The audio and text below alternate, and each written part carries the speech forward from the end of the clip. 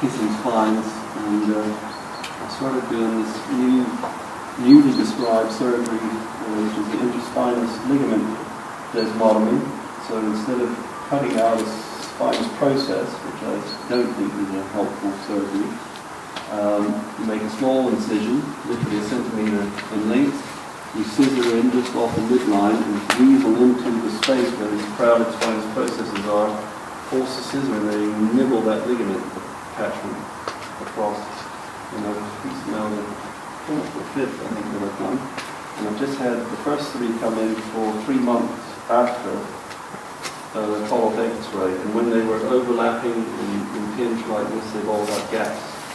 And they've got 4 or 5 millimeter gaps in them. So it literally allows those spaces to open up again. And the idea is that you can immediately start. This is a horse that has walking exercise from the next day after surgery for 3 weeks, active walking exercise, and then there's lunge exercise using things like the solo or equicore or so. So I think you'll have a really good outcome. Fiona, you described maybe just for brief how he went, what the change was from what you got him, and how you found it presented. And I'm going to start palpating him. Okay. So Rocky was, I got him 2 years ago, having sat in the field for over a year, so he was incredibly unfit. It took me about a year to get him fit, which sort of bothered me a bit at the time, and now I kind of know why. But he basically has evented over sort of tail end of last season, beginning of this season, was doing beautifully, and then out of nowhere I was at a venting clinic, and he just stopped dead at a tiny little drop, stepped down, and started rearing and bucking violently, very violently. And that kind of continued at any drop fence for the rest of the clinic. He was doing all the big jumps, no problem whatsoever. Didn't mind going down a hill to a fence, but anything that actively made him have to make the drop was the real issue. I actually thought he was just being quite nappy, to be honest. That's how it came across initially. So this was at the beginning of June this year. I went to a competition. I went to schooling and had the same issue with the downhill step to start with, and then he actually did all the downhill steps and downhill fences I asked him to do after. So I went to a competition. Again, went absolutely beautifully until we got to a downhill step, and then did exactly the same thing at the competition as well. And then it started running into any kind of ridden work, really. I mean, it started off as sort of, half hour into a schooling session, I'd start getting some bucking. The rearing kind of was much more out hacking. But again, that sort of started off being half hour in and then ended up being, the last time I really had problems up the drive, coming off the yard, and that, had him 2 years and never had a problem like that, was the point at which I thought I'd better get down here and let Dietrich have a look at him. So, yeah, that was it really, but he's always been very lazy. That was the only other sign that he was really a had that was. So basically, start head to toe. I think you want to do the same as a manual therapist, I assume, and as a massage therapist. You've probably already seen that there's a few places on his neck that bother him a little bit. So this is just underneath the nuchal ligament at the sphenius. It's a little bit more left-sided than it is right-sided. It's tender in front of the shoulder girdle in the brachiocephalic, and it's tender on the ventral side of the brachiocephalic when you get close to the point of the shoulder.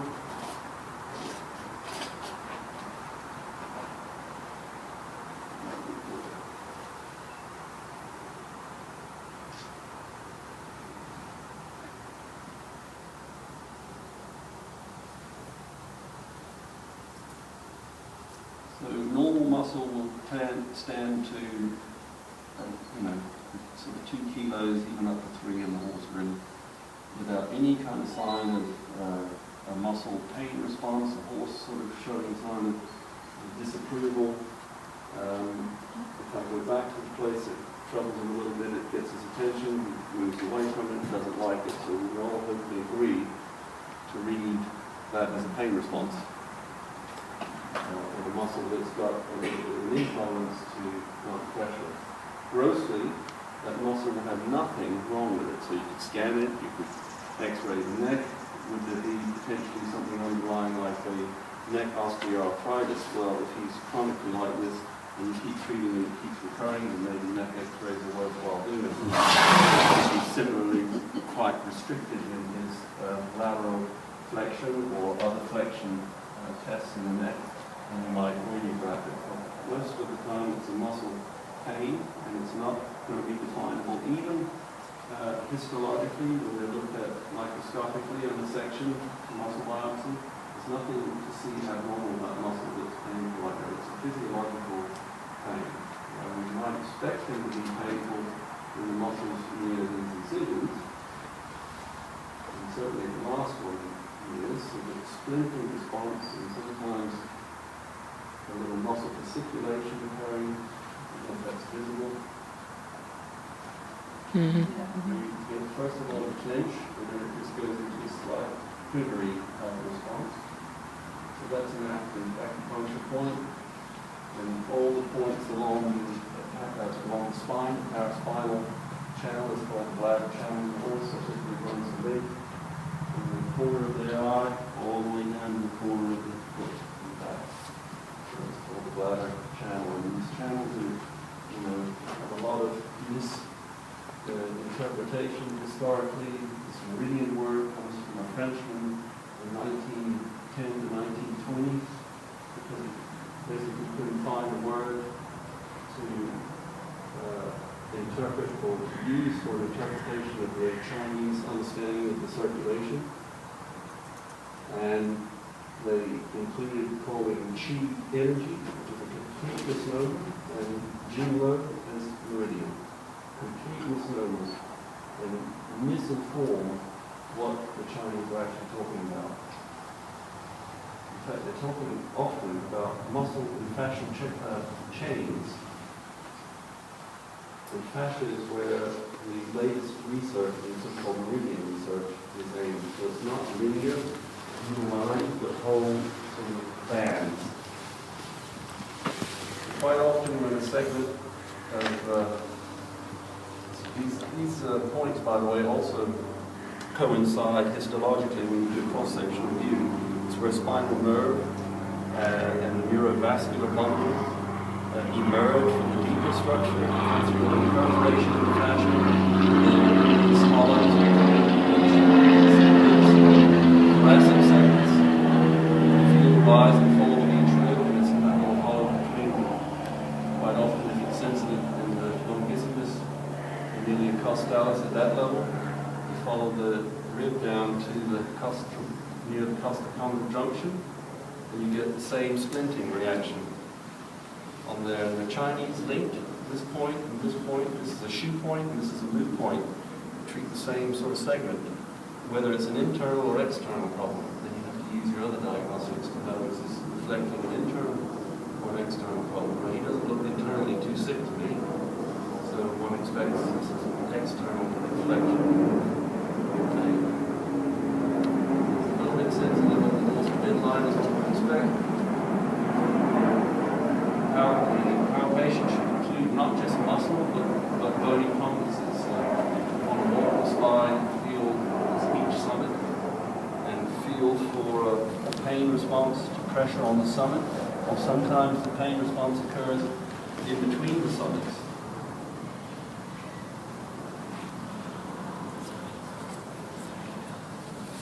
So part of the sacroiliac palpation is that dorsal midline palpation. Then tubus sacrali, he's well-rounded muscularly, and therefore the tubus sacrali don't stand up and out of him. You have to palpate deep to find them. The summits of the tubus sacrali are here and here. And you get your fingers on the opposite side and press down and towards you. And this horse is fully tolerant to as much pressure as I can apply there. Unlike that case that I've had with a video clip in the call, which sits down basically, even to much less, even to that, and also sitting down. So that's about exaggerating or aggravating, like simply. So if I press really hard, just make him split a little bit. I don't know if that's visible from where you are. Yeah. You can see this muscle sort of come up and lengthen. And I'm guessing this is probably radiating from the fascia of this problem here. After he's been had incisions on this side and is bound to be a little bit sensitive along the long pieces. And I think that it reflects quite often down the fascia of that muscle. So then from the tuber sacrale, mentioned using the bony prominences. So here's the tuber cocci on the horse. Ideally, you get them standing fairly square for this job. As long as they're weight-bearing on all the limbs, you can read this fairly well. And he's a big horse, so I should ideally be standing up on something. So you want to be able to see that the horse allows you to flex that. He's not showing sign of pain or being disturbed for that. And it's got a natural kind of recoil to it. And the horse that's painful with this will basically clench these muscles here. You'll see the muscles grab and become contracted, and then it arrests that motion. So that motion and this motion want to have sort of a natural kind of flex and recoil. So again, a lean, poorly muscled is going to have a lot more motion potential in that through your strength, whereas a big, robust horse like this is going to take a lot of force to elicit similar range of motion. So again, you have to judge each body type. Which is interesting when it starts resting too. It certainly starts to look around it. Not that many yet. He's allowing a little bit of flex. Not too all of it.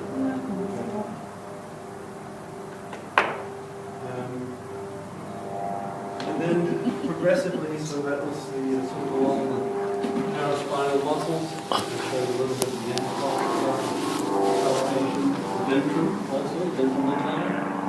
This is a favorite point line right here, muscle 17. In Chinese medicine is where all the yin channels. You have yin and yang. Yang is everything on the dorsal part of the horse.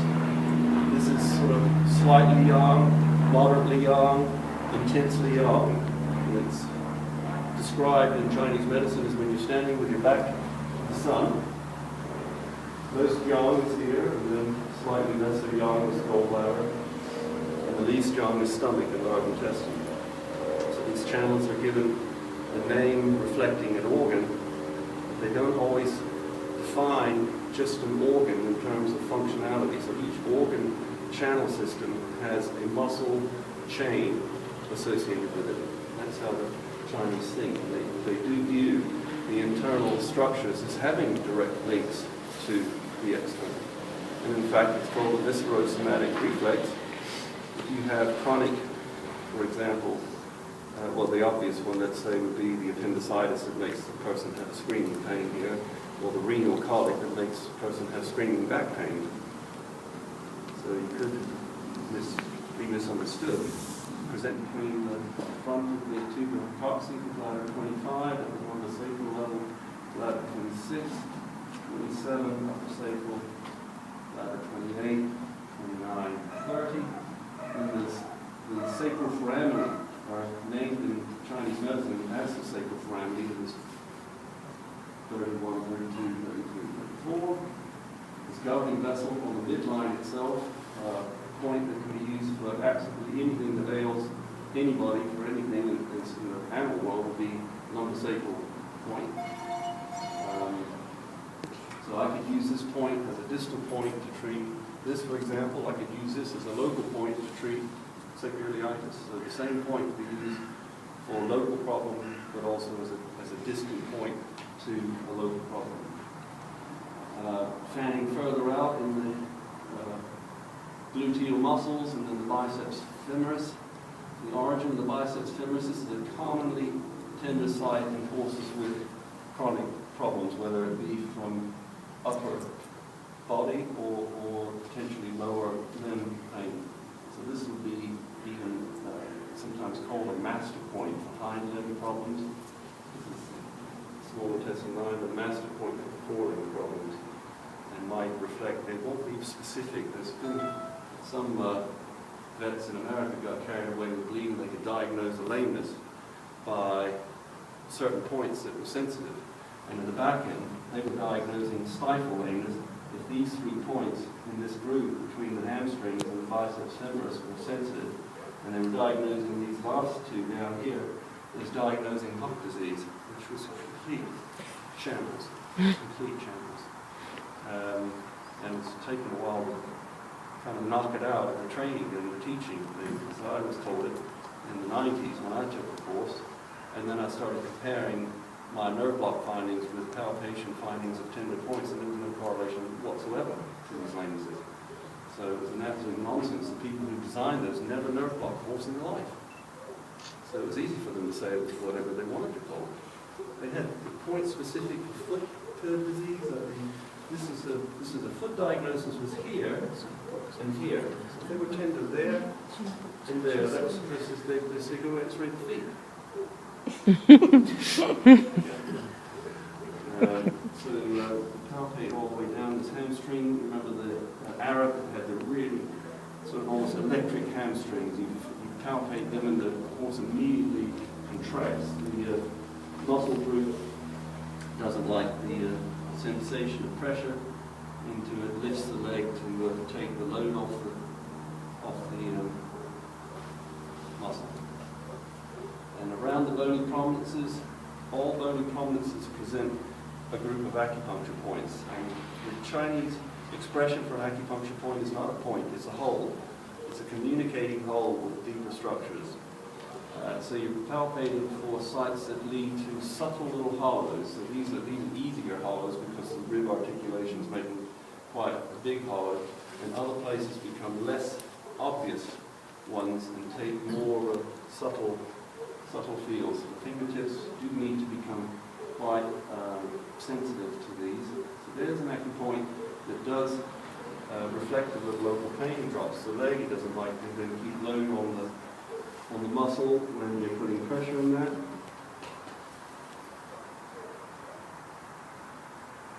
And this doesn't, it's sometimes called a gallbladder point. By the way, the Chinese never put meridians on horses or any animal. Americans did that. So when I talk about bladder channel, a stomach point, a large intestine point, it's all been taken from the human acupuncture charts and transposed onto animals. The Chinese have traditional chart. Each animal has their own points in their own charts, and they name actually the different spinal segments for the organs. So when you hear a Westerner talk about, especially in TCM context, trying to analyze a patient as a spleen chi deficient, and it's because the spleen chi point and the spleen lu point, which in man is at the last intercostal space where we have 12 ribs. And they have 18.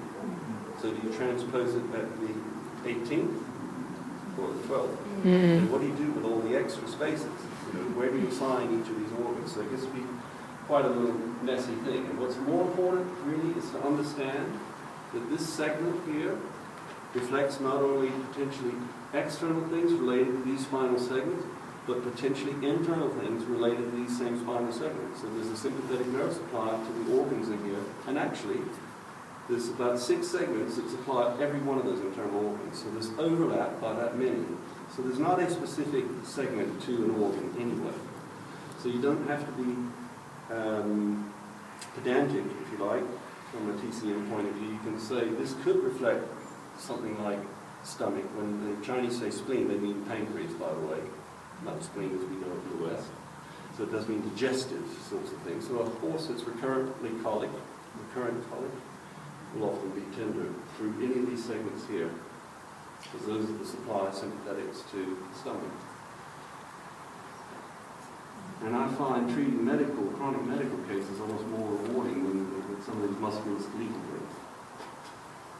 So anyway, I found a few sort of what they call ashi points. And you always compare side to side. Go backwards now really, because I didn't want the spine. I should move every segment gets palpated for pain reaction. This side's not reacting pain because it hasn't suffered what the other side did.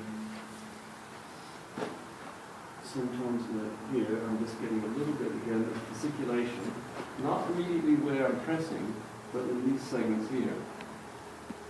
And that's through interneurons that react to the pressure here, interneurons at that spinal segment, and then they cause a wind-up of these spinal segments several segments away. So that's a reactive acupuncture point. That's just in the back of the last ribs, and the Chinese call that, let's see, human sphere stomach chi point. I think it's large intestine, of course, in the traditional Chinese chart for the horse. So again, it's a comparison of one segment to the other as far as tolerance to pressure. Most horses don't seem to mind even when you provoke some of these painful places, unless they're like exquisitely painful, and then you don't want to remind them of it too much. You can still needle that place, but not as a first point. You do it after you've needled lesser points, or perhaps even non-painful points, so that you don't upset them by going straight to the most painful place on their needle. But you do include points that are tender. And that's probably the most reactive place on you. You can say, what's that got to do with his back? This place, large intestine 16, is transposed. For me, it's the most common place for myofascial trigger points. He doesn't show the myofascial trigger point, which is a taut band, and then you get to a place where you feel what might be described as a little pea or a bean or a nodular sort of sensation, and when you stroke across it, you get a muscle twitch response that's visual, and you can feel it as well. He seems to find the pain not just tolerable, but almost when you keep putting pressure on it, the horse then begins to show a little bit of acceptance of that pressure, and then seems to if he's had kind of like it. And techniques tend to also include sort of a stretch-release kind of affair, where you're finding these sore places, you're applying the pressure into that place until there's a release. So with the needle, you're kind of combining a little bit of the touch therapy side of it, and I just need to grab a needle. And the needle stem then is more of a provocation to the nerve. Sorry? Yeah, well, but I'll rob you of your note taking.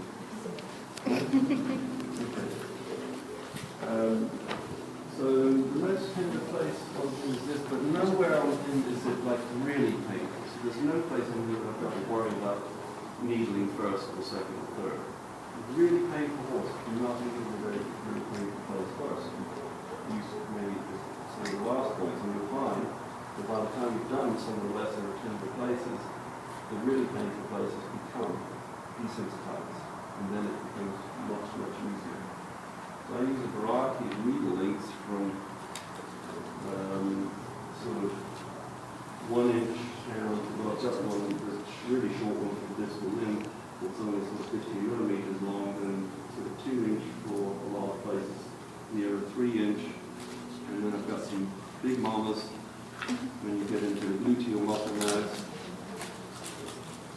and they might make a tear come to your eye.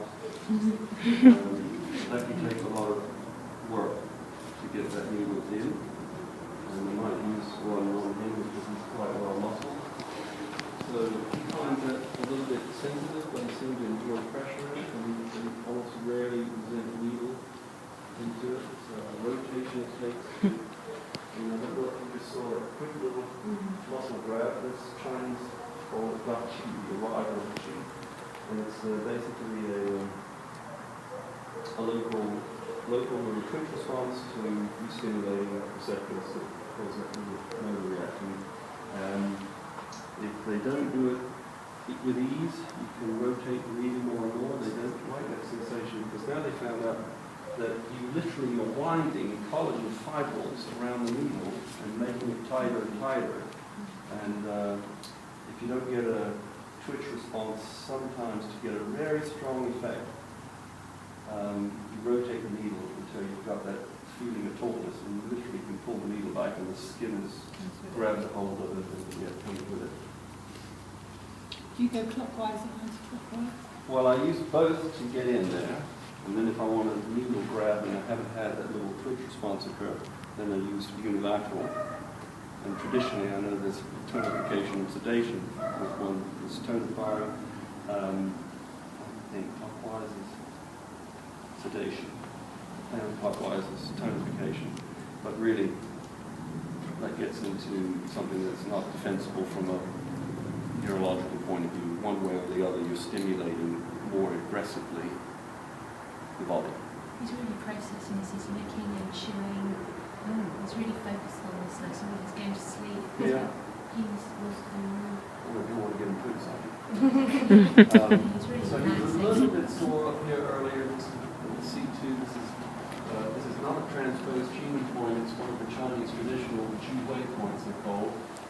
And they are, as I say, located towards the ventral border of the